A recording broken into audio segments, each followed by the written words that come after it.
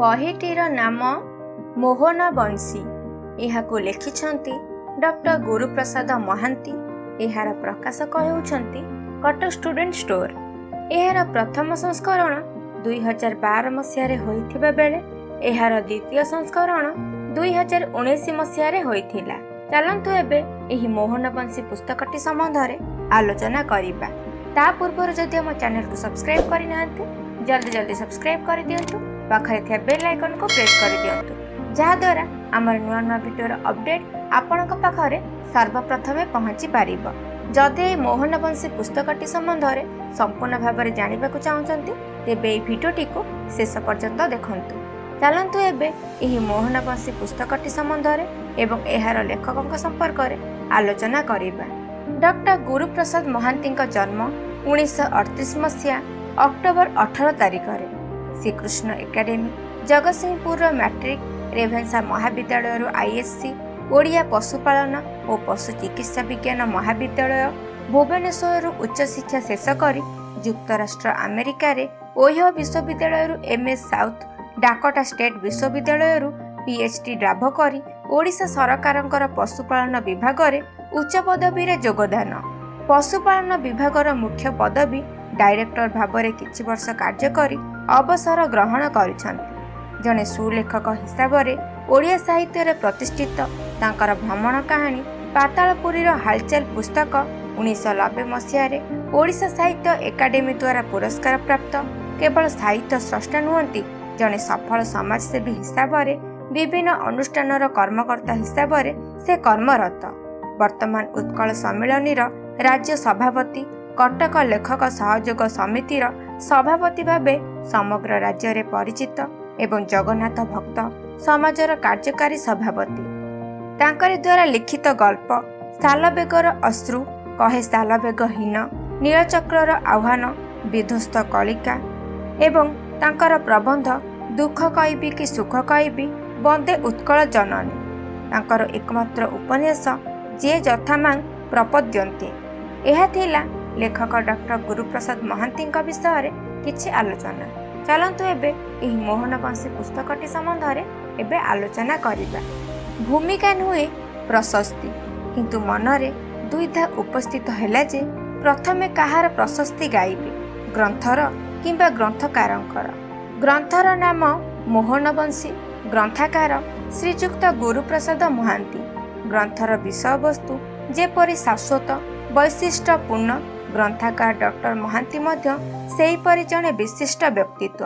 ବିଶିଷ୍ଟ ଏଥିପାଇଁ ଯେ ମହାନ୍ତି ମହାଶୟ ଯେପରି ଆଧୁନିକ ଓଡ଼ିଆ ସାହିତ୍ୟରେ ଜଣେ ଖ୍ୟାତନାମା ଲବ୍ଧ ପ୍ରତିଷ୍ଠିତ ଲେଖକ, ସେହିପରି ପାଶ୍ଚାତ୍ୟ ଶିକ୍ଷାରେ ଶିକ୍ଷିତ ଜୀବବିଜ୍ଞାନର ଅଗ୍ରଗଣ୍ୟ ଗବେଷକ। ଏପରି ବିଜ୍ଞାନ ମନସ୍କ ବ୍ୟକ୍ତିଟି ମଧ୍ୟରେ କ୍ଲାସିକ୍ ସାହିତ୍ୟ ରସବୋଧ ଓ ମାର୍ଜିତ ଭାଷା ଶୈଳୀର ଏ ପ୍ରକାର ଅପୂର୍ବ ସାମଞ୍ଜସ୍ୟ ସେ କିପରି ଘଟିଛି।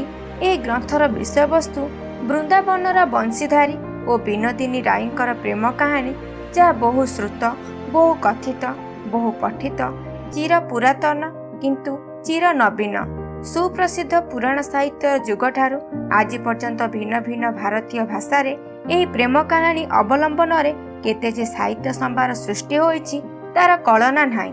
ତଥାପି ଏହି କାହାଣୀ ଚିର ଆକର୍ଷଣୀୟ, ଚିର ଅସ୍ୱାଦ୍ୟ ଓ ଚିର ଆକାଂକ୍ଷିତ ହୋଇ ରହିଛି। ରସଗ୍ରାହୀର ଆକର୍ଷଣ ଓ ଆକାଂକ୍ଷାର ଆବେଗରେ ଏହି କାହାଣୀ ନିତ୍ୟ ନୂତନ, ପ୍ରବକ୍ତା ଓ କବିଙ୍କ କଳ୍ପନାରେ ନବ ନବ ରସରେ ରସାୟିତ। ମାନସ ରାଜ୍ୟର ମୁଗ୍ଧତାରେ ମହିମାନ୍ୱିତ ଏହି ପୁରାତନ ପ୍ରେମ ପାରବାର ପ୍ରସିଦ୍ଧ କବି ଚଣ୍ଡୀଦାସଙ୍କ ସୁବିଖ୍ୟାତ ଶ୍ରୀକୃଷ୍ଣ କୀର୍ତ୍ତନରେ, ଜୟଦେବଙ୍କର ମଧୁର କୋମଳ କାବ୍ୟ ଗୀତ ଗୋବିନ୍ଦରେ, ବିଦ୍ୟାପତି, ଚଣ୍ଡୀଦାସ, ଜ୍ଞାନଦାସ, ଗୋବିନ୍ଦ ଦାସ ପ୍ରଭୃତିଙ୍କ କାବ୍ୟରେ ଏହି କାହାଣୀ ନିତ୍ୟ ନୂତନ ରୂପରେ ବର୍ଣ୍ଣିତ ହୋଇଛି। ଏକବିଂଶ ଶତାବ୍ଦୀର ଆରମ୍ଭରେ ଓଡ଼ିଆ ସାହିତ୍ୟରେ ଡକ୍ଟର ଗୁରୁପ୍ରସାଦ ମହାନ୍ତିଙ୍କ ସାହିତ୍ୟ କୀର୍ତ୍ତି ମୋହନ ବଂଶୀରେ ଏହି ବୃନ୍ଦାବନ ଲୀଳା ବର୍ଣ୍ଣିତ ହୋଇଛି। ଆଉ ଏକ ଅଭିନବ ଠାଣିରେ ତାଙ୍କ ଲେଖନୀରେ କାହାଣୀ ସୂତ୍ରପାତ ହୋଇଛି ସୁଦୂର ଆମେରିକାର ଜଣେ ବନ୍ଧୁଙ୍କ ସହିତ କଥୋପକଥନ ମାଧ୍ୟମରେ। ଏହି ସଂଳାପରେ ସୂତ୍ରକୁ ଅତିକ୍ରମ କରି ବୃନ୍ଦାବନର କାହାଣୀ ସ୍ତରେ ସ୍ତରେ ବିକଶିତ ହୋଇ କେତେବେଳେ ଯେ ମଥୁରାକୁ ଯାଇଛି ଓ ସେଠାରୁ ଦ୍ୱାରକା ହୋଇ ପ୍ରବାସ ତୀର୍ଥରେ ଚିର ବିଚ୍ଛେଦର ଭୂମିକାରେ ପହଞ୍ଚି ଚିର ମଳିନରେ ସମାପ୍ତ ହୋଇଛି ତାହାରି ଅପରୂପ ସାହିତ୍ୟ ଶିଳ୍ପ ସମତ ରସଧାରାରେ ପାଠକ ବିମୁଗ୍ଧ ହୋଇଯାଆନ୍ତି। ମୋହନବଂଶୀର ନିନାଦ ବୃନ୍ଦାବନରେ ପୂର୍ଣ୍ଣତମ, ମଥୁରାରେ ପୂର୍ଣ୍ଣତର ଏବଂ ଦ୍ୱାରକାରେ ପୂର୍ଣ୍ଣ ସ୍ୱରୂପ ରସରାଜଙ୍କ ମୂର୍ତ୍ତିଟିକୁ ପ୍ରକଟ କରି ଶ୍ରୀରାଧାଙ୍କ ଅନ୍ତରରେ ଯେପରି ଧ୍ୱନିତ ହୋଇଛି, ପାଠକର ମନ ବୃନ୍ଦାବନ, ମଥୁରା ଓ ଦ୍ୱାରକାର ଅନୁରୂପ ଭାବରେ ପ୍ରତିଧ୍ୱନିତ ହୋଇଛି। ଗ୍ରନ୍ଥକାର ଯେପରି ଏହି ଗ୍ରନ୍ଥର ବିଷୟବସ୍ତୁ ସାଙ୍ଗରେ ଅଜ୍ଞାତ ସାର ଭାବରେ ତନ୍ମୟ ଓ ଏକାତ୍ମ ହୋଇଯାଇଛନ୍ତି, ବିଷୟବସ୍ତୁର ଦୁର୍ନିବାର ଆକର୍ଷଣ ଓ ଲେଖକୀୟ ବର୍ଣ୍ଣନା ଚାତୁରୀ ଦ୍ୱୈତ ସମାହାରରେ ଏହି ରସାନୁଭବର ମୂଳ ନିହିତ ହୋଇଛି। ବିଚିତ୍ର ଏ ବିଶ୍ୱ, ଏହାର ସ୍ରଷ୍ଟା ମଧ୍ୟ ଆହୁରି ବିଚିତ୍ର। ସେ ଯେ କେବଳ ବିଶ୍ୱ ସୃଷ୍ଟି କରିଛନ୍ତି ତାହା ନୁହେଁ, ସୃଷ୍ଟିର ପ୍ରତ୍ୟେକ ଜୀବ ଭିତରେ ସେ ପ୍ରବେଶ କରି ଅନାଦି କାଳରୁ ତାଙ୍କ ସୃଷ୍ଟିକୁ ଚଳଚଞ୍ଚଳ କରି ତୋଳିଛନ୍ତି। ତଥାପି ତାଙ୍କର କରୁଣା କୋମଳ ହୃଦୟରେ ଜୀବଜଗତର ସୁଖ ଦୁଃଖ କଥା ପ୍ରତିଧ୍ୱନି ସୃଷ୍ଟି କରେ। ତେଣୁ ପୁଣି ଇନ୍ଦ୍ରିୟଗ୍ରାହ୍ୟ ରୂପରେ ସେ ରୂପ ପରିଗ୍ରହ କରି ଲୀଳା ରଚନା କରନ୍ତି ଏହି ମର୍ତ୍ତ୍ୟଧାମରେ। କରୁଣା ଧାରାରେ ଅଭିଷିକ୍ତ କରି କୃତାର୍ଥ କରନ୍ତି ଜୀବମାନଙ୍କୁ, ଦୁଃଖ ମୋଚନ କରି ଅନନ୍ତ ଅଖଣ୍ଡ ସୁଖର ସନ୍ଧାନ ଦିଅନ୍ତି ସେମାନଙ୍କୁ। ସେ ଯେ କେବଳ ମନୁଷ୍ୟ ରୂପରେ ଧରାବତରଣ କରନ୍ତି ତାହା ନୁହେଁ, ମତ୍ସ୍ୟ, କଚ୍ଛପ ଓ ବରାହ ଶରୀର ଧାରଣ କରି ପ୍ରତ୍ୟକ୍ଷ ଭାବରେ ଲାଘବ କରିଛନ୍ତି ସଂସାରର ପାପ ଭାର। ଦୁଷ୍ଟର ବିନାଶ, ସାଧୁ ପରିତ୍ରାଣ କରି ସେ କରିଯାଇଛନ୍ତି ଯୁଗ ଧର୍ମର ସଂସ୍ଥାପନା। ସେଥିପାଇଁ ଭାଗବତ ଶାସ୍ତ୍ରରୁ 26 ଅବତାରର ସମ୍ବାଦ ମିଳେ। ମାତ୍ର ଏ ସମସ୍ତ ଅବତାର ହୋଇଥିବା ବେଳେ ପରମାନନ୍ଦ ନନ୍ଦନନ୍ଦନ ଶ୍ରୀକୃଷ୍ଣ ହେଉଛନ୍ତି ଅବତାରୀ, ସ୍ୱୟଂ ଭଗବାନ। ଭଗବାନ ଶ୍ରୀକୃଷ୍ଣଙ୍କ ଧରାବତରଣ ଠାରୁ ବୈକୁଣ୍ଠ ପଦବୀ ଆରୋହଣ ପର୍ଯ୍ୟନ୍ତ ସମସ୍ତ ଲୀଳା ପରସ୍ପର ବିରୋଧାଭାସର ସମନ୍ୱୟ ଘଟି ହୋଇ ଉଠିଛି ବିଚିତ୍ର।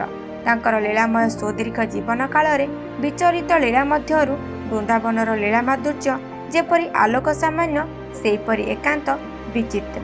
ଆଉ ମୋହନବଂଶୀ ହେଉଛି ଏହି ବିଚିତ୍ର ଲୀଳାର ଏକମାତ୍ର ଆୟୁଧ। ଏହା ଥିଲା ଏହି ମୋହନବଂଶୀ ପୁସ୍ତକଟି ସମ୍ବନ୍ଧରେ କିଛି ଆଲୋଚନା।